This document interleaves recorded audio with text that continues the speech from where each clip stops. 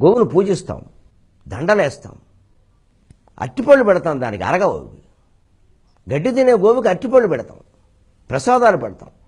గోవు శరీరంలో ముక్కోటి దేవతలు ఉంటారు, చెవులో శివుడు ఉన్నాడు, వీపులో విష్ణువు ఉన్నాడు. దాని కడుపు నిండలేదు, దాని బిడ్డకు పాలించుకునే అధికారం దానికి లేదు.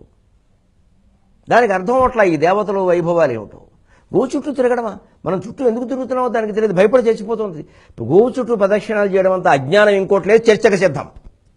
పిచ్చంతా ప్రచారం చేస్తున్నారు పని కట్టుకుని.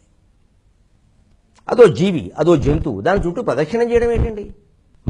మనిషి ఆత్మ చుట్టూ తప్ప అన్నిటి చుట్టూ తిప్పుతున్నారండి. చెట్ల చుట్టూ, పుట్ల చుట్టూ, ఆవుల చుట్టూ, చీమల చుట్టూ, పాముల చుట్టూ. నీ చుట్టూ మాత్రం నువ్వు తిరక్కు, మా చుట్టూ తిరుగు, మేము సంపాదించుకుంటాం. అజ్ఞానం బాగా నేర్పుతున్నారు. గోవు చుట్టూ ప్రదక్షిణం చేస్తే కోరికలు తీరతాయా? అది గొప్ప. గోవును రక్షించాలి, గోవుకు ఆ గడ్డి వేయాలి, గోవుకు తెలగపిండి వేయాలి. ప్రదక్షిణాలు చేయడం, పారాయణలు చేయడం, బొట్లు ఎట్టడం ఏమిటండి ఇది? అవన్నీ బెదిరిపోతండి. అది దానికి ఏం జరుగుతుందో దానికి తెలుసునండి. గోవు ఇవాళ రక్షింపబడవలసిన స్థితిలో ఉందమ్మా. మనల్ని రక్షించి కాపాడే స్థితిలో అది లేదది.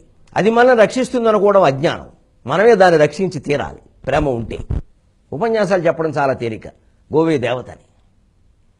తనను తాను కాపాడుకునే స్థితిలో లేని దేవత ఏమిటండి? దాన్ని కాపాడాలి మనం.